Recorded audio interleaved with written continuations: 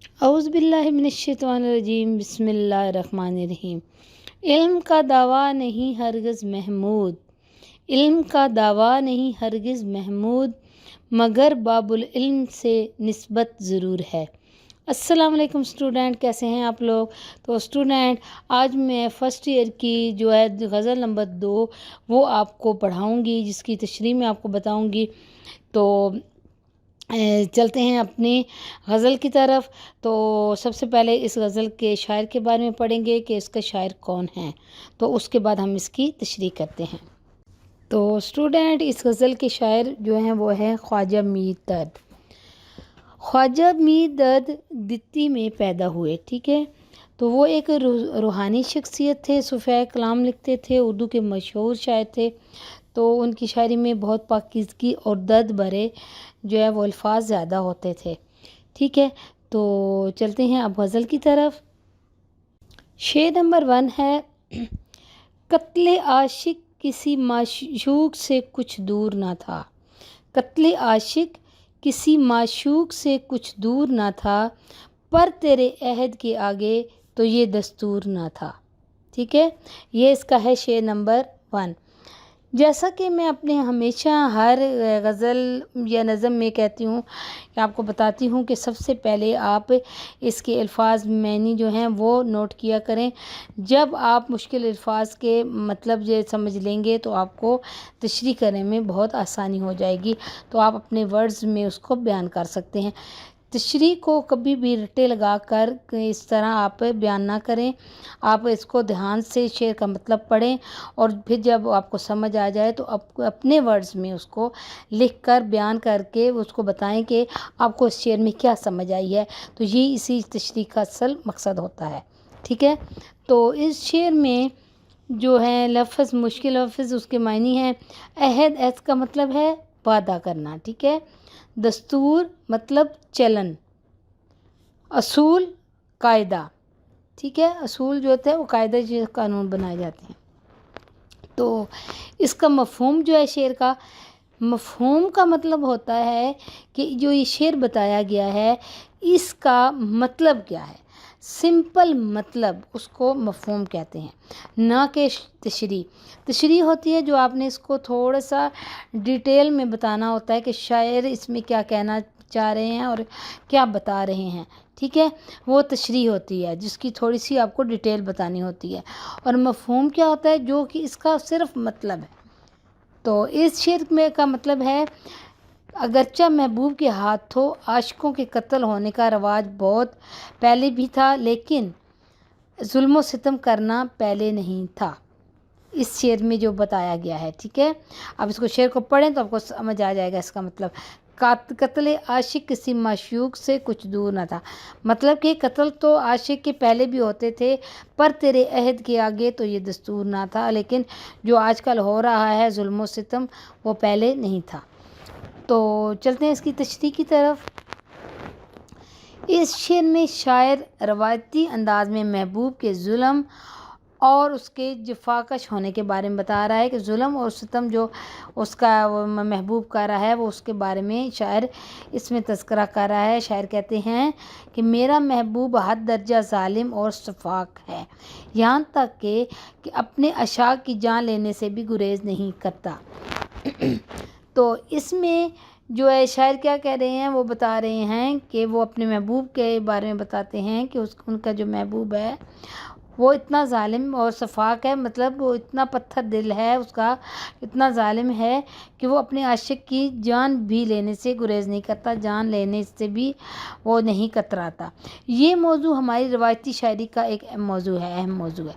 مطلب وہ کہتے ہیں کہ یہ جو موضوع ہے کہ میں اپنے محبوب کے بارے میں بتانا کہ وہ ظلم و ستم کرتا ہے یا ظالم ہے، تو وہ کہتے ہیں یہ ہمارے جو شاعر ہیں یہ شروع سے اپنی شاعری میں اپنے محبوب کے ظلم و ستم یا اس کے پیار کے بارے میں اظہار کرتے رہتے ہیں۔ یہ اکثر جو ہے شاعر کی شاعری میں محبوب کے ظلم و ستم کا ذکر ہوتا ہے۔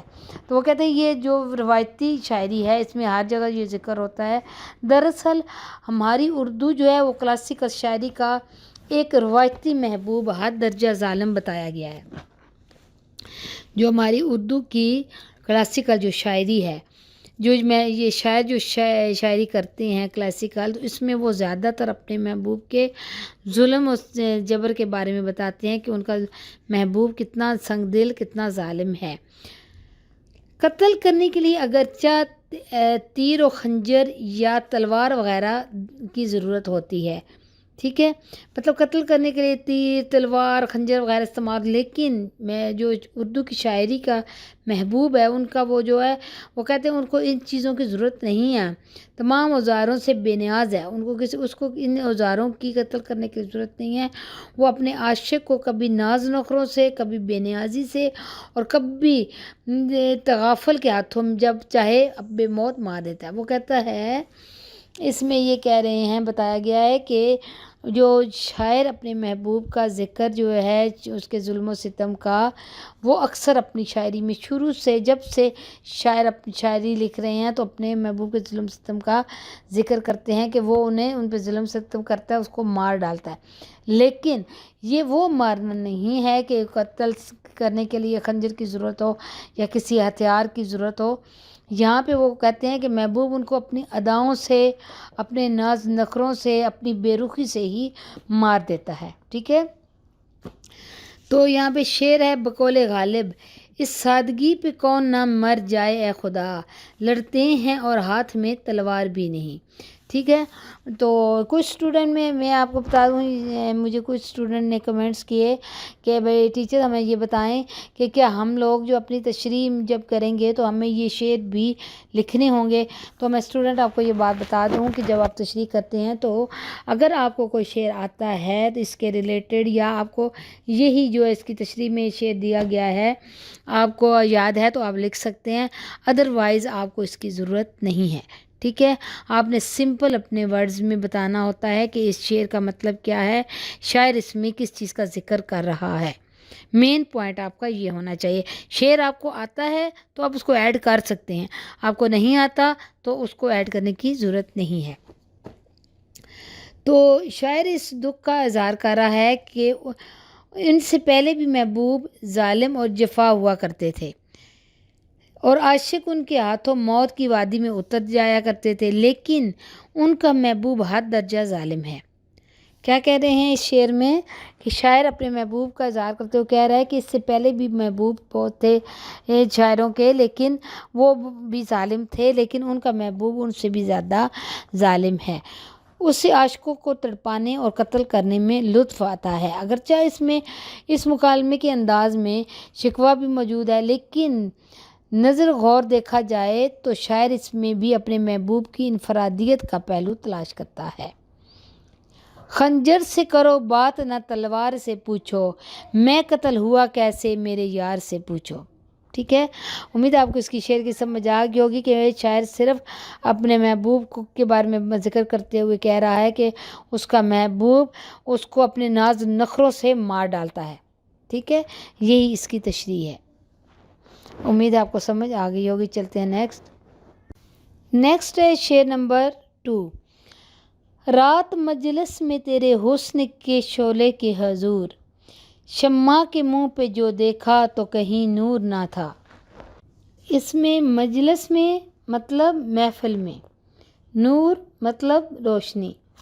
تو اس کا مفہوم ہے اس شعر کا، میں نے رات آپ کے حسن کے سامنے جب شمع کو دیکھا تو اس کے چہرے پر کہیں نور نہ تھا۔ اس شعر کا مطلب یہ ہے۔ تو تشریح میں شاعر محبوب کے حسن کی تعریف کرتے ہوئے اس کا موازنہ شمع سے کر رہا ہے۔ عاشق اپنے محبوب کے حسن کی تعریف کرتے ہوئے کہتا ہے کہ اگرچہ دنیا میں حسن ہر جگہ بکھرا ہوا ہے اور لوگ بھی بے حد حسین ہوں گے، لیکن اس کے خیال میں اس کے محبوب کا حسن اور جمال بے مثال ہے، ٹھیک ہے۔ تو کیا ہے کہ شاعر کہتا ہے کہ دنیا میں بے تحاشا حسن ہوگا، لیکن میرا محبوب جو ہے وہ سب سے زیادہ حسین ہے۔ اس شمع میں شاعر نے طرفہ انداز میں یہ مضمون باندھا ہے، مطلب وہ کہتے ہیں کہ اس شعر میں شاعر نے شمع کے بارے میں کہا ہے کہ شمع اگرچہ خوب روشن اور خوبصورت ہوتی ہے اور اس کا اپنا حسن اور نور اپنی مثال آپ ہوتا ہے، مگر محبوب کے رنگ اور روپ اور تجلی کے حسن کے سامنے شمع فروزاں بھی بے نور نظر آتی ہے۔ وہ کہتا ہے کہ اگرچہ کہ جو شمع ہے اس کی اپنی روشنی ہوتی ہے، وہ خوبصورت ہوتی ہے، لیکن میرا محبوب اس سے زیادہ خوبصورت ہے۔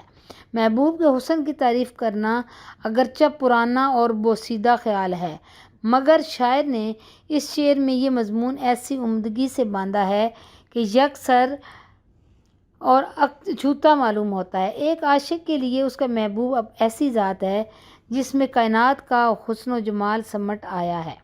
ٹھیک ہے، مطلب یہ ہے کہ اس میں شاعر اس شعر میں کہتے ہیں کہ شمع جو ہے وہ جلتی ہے، اس کی اپنی روشنی ہے، خوبصورت نظر آتی ہے، لیکن جو وہ اپنے محبوب کو اس سے ملاتے ہوئے کہتا ہے کہ میرا محبوب جب اس کے سامنے آتا ہے تو اس کا حسن اس شمع سے، اس کی شمع کی خوبصورتی اور روشنی سے بھی زیادہ خوبصورت ہے۔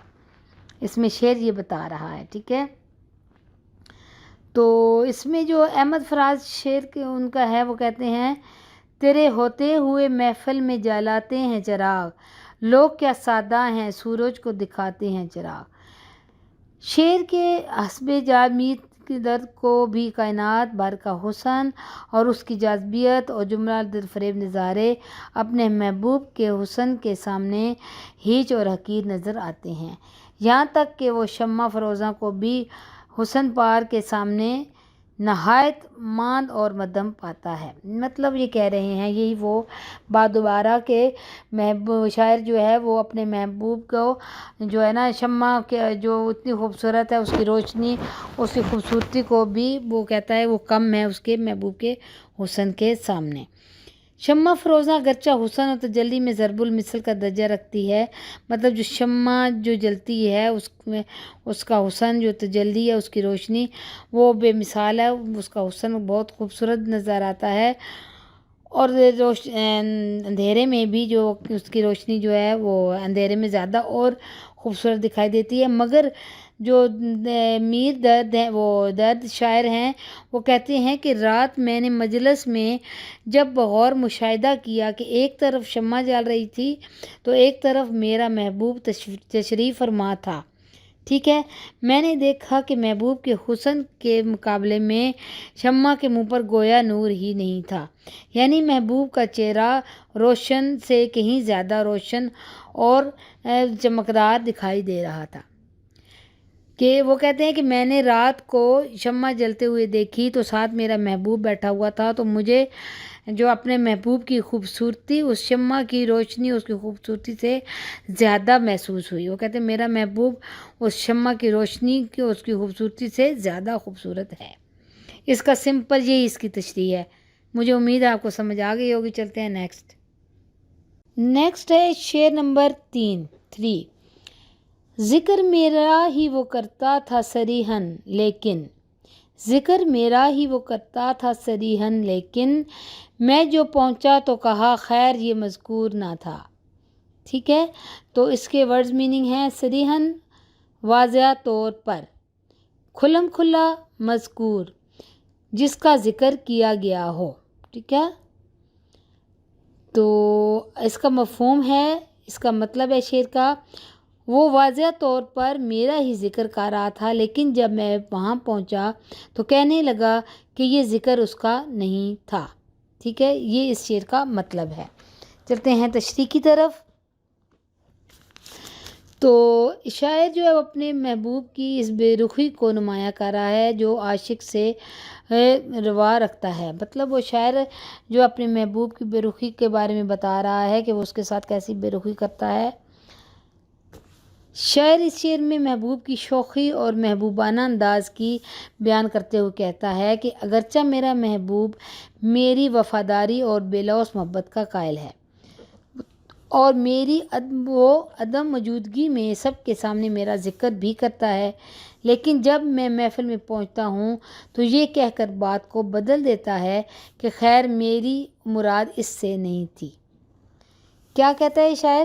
شاعر کہتا ہے کہ جب میں اپنے محبوب کے سامنے جاتا ہوں تو وہ میرا ہی ذکر کر رہا ہوتا ہے دوسروں سے، لیکن اس کی اتنی بے رخی ہے کہ جب وہ مجھے دیکھتا ہے تو کہہ دیتا ہے کہ میرا مطلب اس سے نہیں تھا، یا میں اس کی بات نہیں کر رہا تھا، میں کچھ اور کہہ رہا تھا، کہ وہ اپنی بے رخی کے وہ محبوب کی بے رخی کا ذکر کرے کہ مجھے دیکھ کر وہ اپنی بات کو بدل دیتا ہے۔ یہ دراصل روایتی شاعری میں محبوب کی بے رخی کا ایک اہم موضوع ہے۔ مطلب روایتی شاعری کیا ہے؟ جو شروع سے شاعری کی جا رہی ہے اس میں محبوب کی بے رخی، اس کی محبت، اس کا نظر انداز کرنا یا اس کے حسن کے بارے میں بتانا، ساری یہ چیزیں شامل ہیں۔ تو وہ کہتا ہے کہ یہ جو ہے محبوب کی بے رخی جو ہے وہ یہ ایک اہم موضوع ہے روایتی شاعری میں۔ محبوب یہ کوشش کرتا ہے کہ کسی طرح بھی محبوب کو کوئی خوشی حاصل ہونے نہ دے۔ تو وہ کہتا ہے کہ وہ شاعر اپنے بتاتا ہے کہ اس کا محبوب جو ہے وہ جاتا ہے کہ اس کو کسی طرح کی خوشی نہ دے، یہاں تک کہ اگر کہیں اس کی تعریف بھی کرتا ہے تو اس کی عدم موجودگی میں، کہ جب وہ موجود نہیں ہوتا تو اس کی تعریف کرتا ہے اس کا محبوب، لیکن جب اس کے سامنے آتا ہے تو وہ جو ہے اس کا اقرار نہیں کرتا۔ یوں شاعر روز مرتا ہے روز جیتا ہے۔ اور شاعر کہتا ہے کہ میں اپنی محبوب کی اس بے رخی سے روز جیتا روز مرتا ہوں، کہ وہ میری غیر موجودگی میں میری تعریف کرتا ہے، جب میں سامنے جاتا ہوں تو اس سے جو نظر پھیر لیتا ہے۔ تو اس کی حالت وہ کہتا ہے کہ لیکن محبوب کے دل پر اس کی حالت کا کوئی اثر نہیں ہوتا۔ اسی کیفیت کو خواجہ میر درد نے ایک اور جگہ یوں بیان کیا ہے: ان لبوں نے نہ کی مسیحائی، ہم نے سو طرح سے مر دیکھا۔ ٹھیک ہے، مسیحائی مراد محبت کے بول بولنا۔ گویا محبوب کے ہاں کسی طرح بھی عاشق کے سامنے اس کا ذکر ایسے الفاظ میں نہیں ہوتا کہ جس سے اسے خوشی مل سکے۔ وہ اپنے عشق کی آگ میں جلتا رہتا ہے، لیکن محبوب کا پتھر دل موم نہیں ہوتا، یعنی عاشق کی مصیبتیں بھی اس کے لیے خوشی کا باعث نہیں بنتی۔ ٹھیک ہے، یہ تھا اس شعر کا مطلب۔ امید آپ کو سمجھ آ گئی ہوگی کہ اس شعر میں شاعر جو اپنی محبوب کی بے رخی کا بتا رہا ہے کہ وہ میری غیر موجودگی میں میری تعریف کرتا ہے، میرا ذکر کرتا ہے، جب میں سامنے آؤں تو بات کو بدل دیتا ہے اور کہتا ہے کہ اس کا ذکر نہیں تھا۔ ٹھیک ہے، یہ تھی اس کی تشریح۔ چلتے ہیں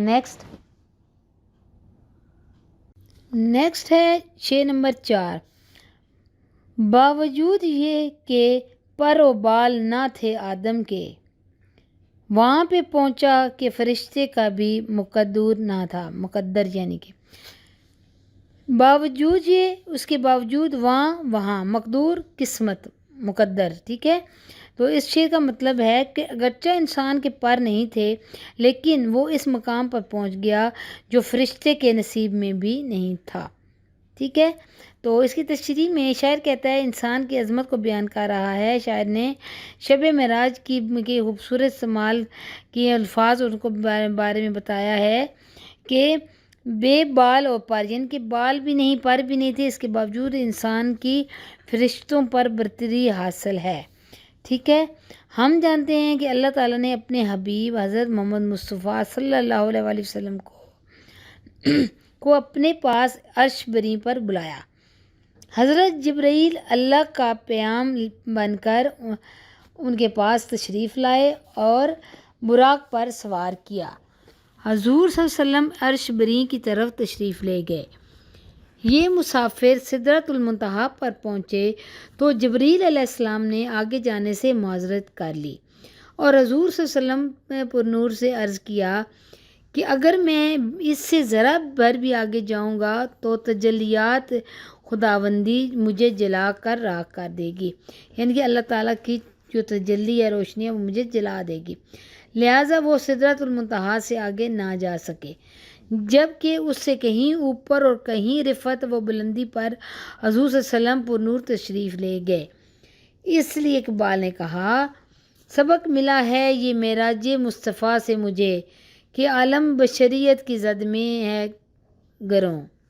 ٹھیک ہے، تو اس میں یہ اشرف المخلوقات کہا گیا انسان کو کہ اللہ تعالیٰ نے انسان کو اشرف المخلوقات بنایا ہے کہ اور اس کے بارے میں شاعر نے اس میں ذکر کیا ہے کہ نبی پاک صلی اللہ علیہ وسلم جب معراج شریف پر گئے تھے تو حضرت جبرائیل علیہ السلام کے ساتھ تو ایک جگہ سدرۃ المنتہا پر انہوں نے جو سدرۃ المنتہا پر ہر فرشتے نے کہا کہ بھی نبی پاک صلی اللہ علیہ وسلم سے کہ میں اس سے آگے نہیں جا سکتا کہ ورنہ میرے پر جل جائیں گے، ٹھیک ہے۔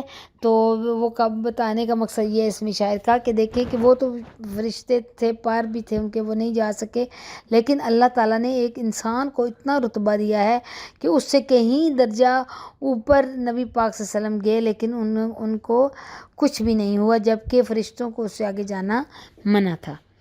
شاعر کا مقصد اور مدعا یہی ہے کہ بے شک انسان ہی اشرف المخلوقات ہے، جن ہوں، فرشتے ہوں یا حور ہوں، غلامان ہوں، انسان ہوں، ہر لحاظ اور ہر پہلو سے سب پر برتری، رفیق اور فوقیت رکھتا ہے جو انسان ہے، ٹھیک ہے۔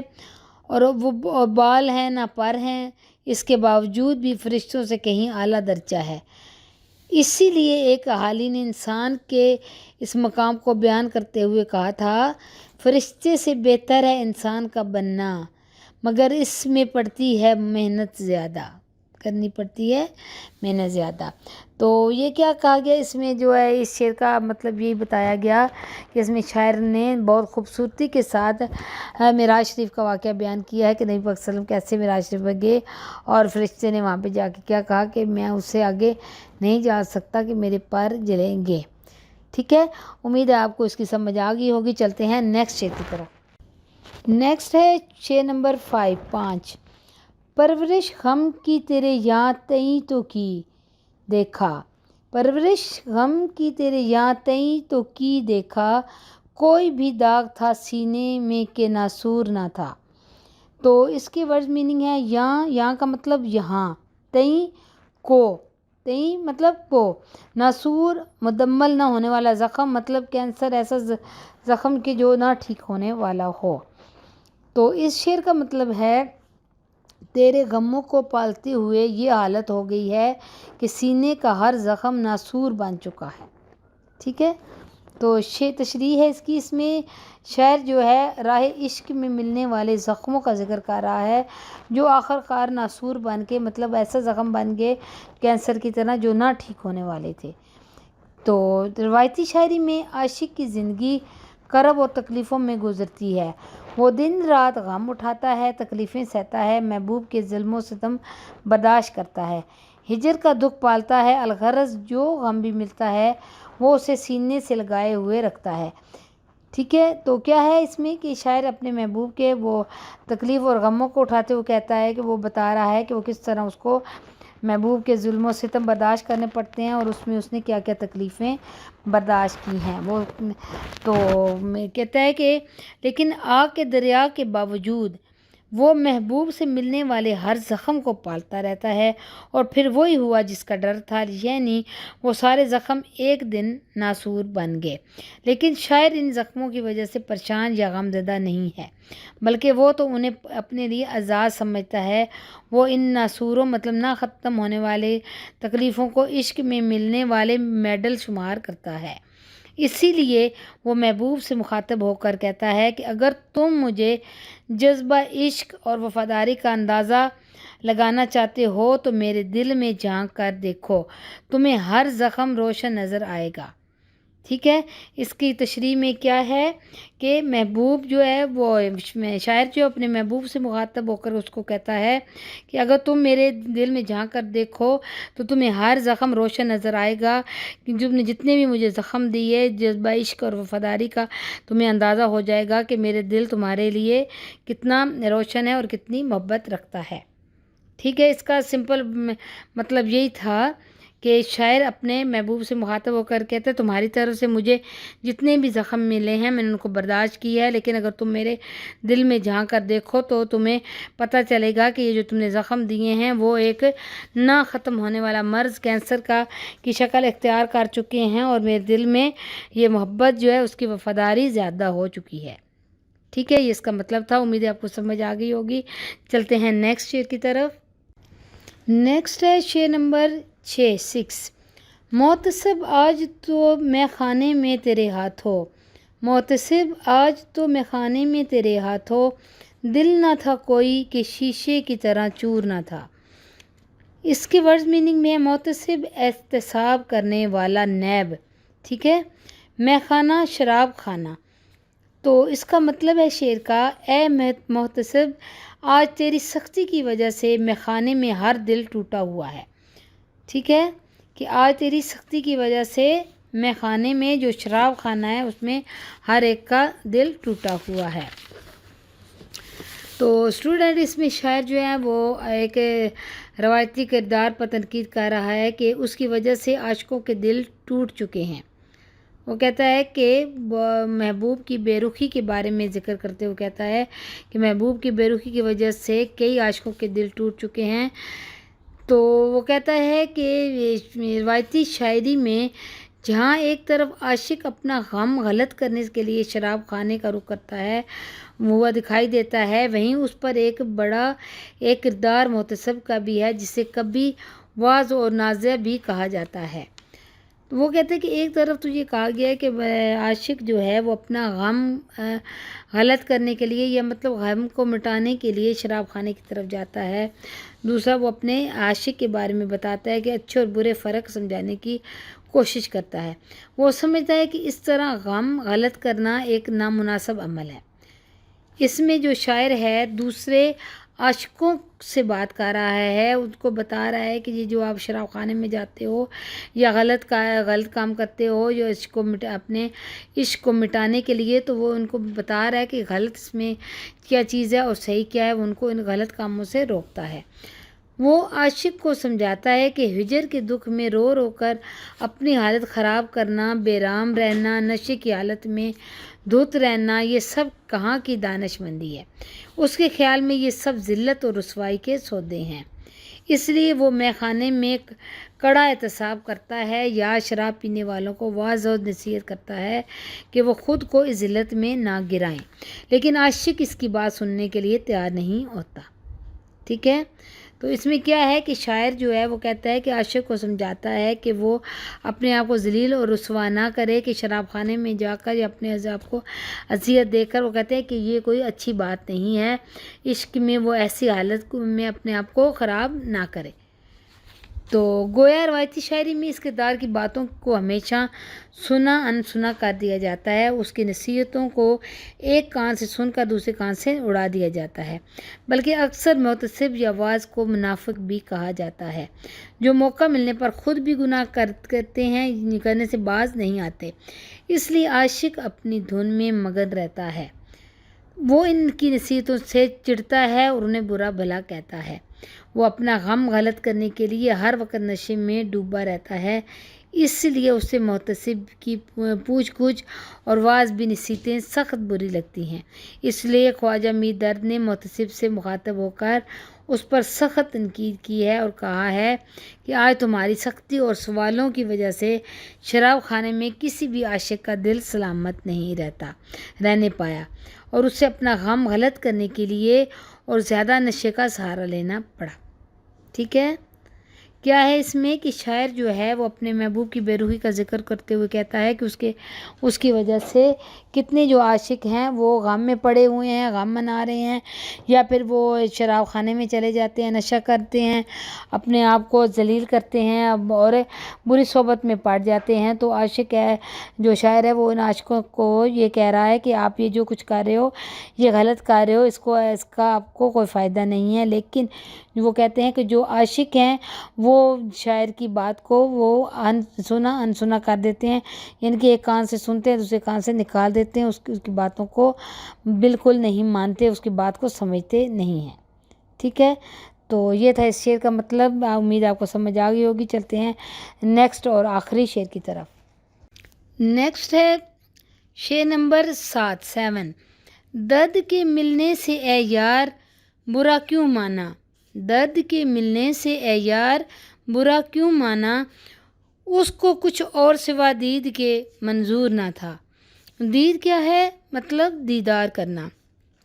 تو اس شعر کا جو مطلب ہے وہ ہے کہ اے محبوب تو نے درد کے ہے آنے کا برا کیوں؟ درد کیا ہے؟ جو یہ درد شاعر ہیں انہوں نے اپنا نام اس کو یوز کیا ہے، یہ کوئی اور درد نہیں ہے۔ یہاں پہ یہ اسٹوڈنٹ کو کنفیوز نہیں ہونا کہ یہ جو درد لکھا گیا یہ انہوں نے اپنا نام اپنے آپ سے مخاطب ہو کر وہ بات کر رہے ہیں، اپنا ذکر کر رہے ہیں۔ اے محبوب تو نے درد کے آنے کا برا کیوں مانا، وہ تو صرف تمہارا دیدار کرنا چاہتا تھا۔ اس میں شاعر اپنا نام اپنے آپ سے مخاطب ہو کر وہ اس سے اپنے عاشق سے محبوب سے بات کر رہے ہیں، ٹھیک ہے۔ تو شاعر اس شعر میں شاعر کہتے ہیں کہ میں دوست یا محبوب سے ملنے اور اس کی دید کے سوا کوئی اور مقصد نہیں رکھتا۔ وہ کہتے ہیں شاعر جو ہے جو وہ اپنے محبوب اپنے دوست سے ملنے اور اس کے دیدار کرنے کے سوا کوئی اور اس کا مقصد نہیں ہے۔ دیکھا جائے تو ایک عاشق محض اسی لیے عشق کا راستہ اپناتا ہے تاکہ وہ اپنے محبوب کو حاصل کر سکے، کیونکہ محبوب کی ذات کے لیے ہی وہ عشق کے لیے وہ ذات ہے جس پر عاشق کے تمام ارمانوں اور خواہشوں کی تان ٹوٹتی ہے۔ وہ کیا کہتے ہیں کہ جو عاشق کے ارمان اور خواہش ہیں جو اس کے دل میں، تو جب اس کی وہ خواہشیں پوری نہیں ہوتی تو اس کا وہ دل ٹوٹ جاتا ہے۔ اس کا دیدار اس کی زندگی اصل ہے اور کائنات سے بھی قیمتی دولت ہے۔ وہ کہتا ہے اس کا دیدار کرنا اس کی زندگی ہے اور اس کائنات سے بھی قیمتی دولت ہے۔ اسی دیدار کے لیے وہ اخلاص، اصرار اور قربانی کا پیکر بنتا ہے، محبوب کے ناز نخرے جھیلتا ہے اور اس کی سختیاں اور تلخیاں برداشت کرتا ہے۔ جدائی اور ہجر میں راتیں اور تارے گن کر گزارتا ہے۔ جدائی اور ہجر، جدائی میں وہ کہتا ہے محبوب کی جدائی میں وہ راتیں اور تارے گن کر گزارتا ہے اور اکثر اور بیشتر پیروں میں اس کا انتظار کرتا ہے جو بسا اوقات لا حاصل ہوتا ہے۔ وہ کہتے ہیں وہ رات دن تارے گنتا رہتا ہے، راتیں جا کر گزارتا ہے، اپنے محبوب کا انتظار کرتا ہے، لیکن اس کو یہ پتہ ہوتا ہے کہ یہ ایسا نہیں ہوگا، اس کا محبوب اس کو نہیں ملے گا۔ یہ سب محض اس لیے ہے کہ عاشق کا محبوب اس پر مہربان ہو کر اس پر اپنی عنایات اور نواشات کے دروازے کھول دے اور اس کے لیے اپنے وصال و دیدار کی دولت عام کر دے۔ تو وہ یہ کیا کہتا ہے، وہ اس لیے کرتا ہے شاعر، وہ کہتا ہے کہ اس کا محبوب جو ہے وہ اس پر مہربان ہو جائے، اس پر عنایت کرے، اس کو اپنا دیدار کروائے، اس سے بات کرے۔ تو جیسا کہ اقبال نے کہا، مانا کہ تیری دید کے قابل نہیں ہوں میں، مانا کہ تیری دید کے قابل نہیں ہوں میں، تو میرا عشق دیکھ، میرا انتظار دیکھ۔ مگر عاشق اگر کبھی کبھار محبوب سے ملتا ہے تو وہ بجائے خوش ہونے کے بہت برا مانتا ہے، جو یہ ہر حال میں عاشق کے لیے باعث تشویش ہے۔ اسی لیے شاعر محبوب سے مخاطب ہو کر کہتا ہے کہ وہ اس کے ملنے کا برا نہ مانے، وہ تو صرف اس کے دیدار کے لیے سب کچھ چھوڑ کر آیا ہے، ٹھیک ہے۔ تو اس میں شعر میں کیا تھا کہ اس کی تشریح میں کہ شاعر جو ہے وہ اپنے محبوب سے مخاطب ہو کر کہتا ہے کہ وہ جب اس کو ملنے جاتا ہے تو اس کا محبوب بے رخی دکھاتا ہے، برا مناتا ہے، تو وہ اس کو مخاطب ہو کر کہتا ہے کہ تم برا کیوں مان رہے ہو، کیونکہ میرا مقصد تمہارا صرف دیدار کرنا ہے، ٹھیک ہے۔ تو یہ تھا اس کی تشریح تھی۔ امید آپ کو اچھی طرح سمجھ آ گئی ہوگی۔ میں بہت سمپل ورڈز اور آسانی سے آپ کو سمجھانے کی کوشش کرتی ہوں کہ آپ کو تشریح سمجھ آ جائے تاکہ آپ غزل کی تشریح آرام سے اور سمجھ کر سکیں، ٹھیک ہے۔ امید آپ کو سمجھ آ گئی ہوگی۔ اگر آپ کو میری ویڈیو اچھی لگے تو میری ویڈیو پر کمنٹس کریں، لائک کریں، بیل آئیکن پر بھی پریس کرنا، سبسکرائب بھی ضرور کرنا تاکہ میرے آنے والی ویڈیو آپ کو ساتھ ساتھ ملتی رہیں، ٹھیک ہے۔ تو اسٹوڈنٹ اجازت دیں، ملیں گے نیکسٹ ویڈیو میں۔ اللہ حافظ۔